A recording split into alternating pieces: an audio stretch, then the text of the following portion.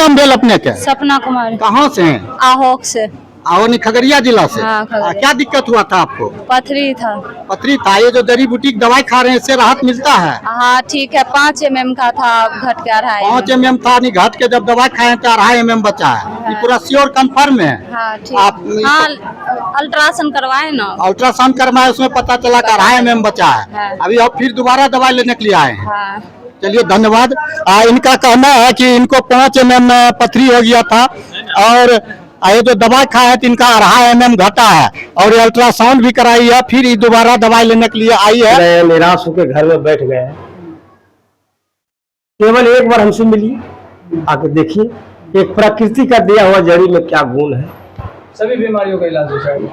4 बीमारी छोड़ के, कैंसर, मलेरिया, हाइड्रोसिल और फलेरिया जो है, कैंसर, ये सब जो है 4-5 बीमारी जो है।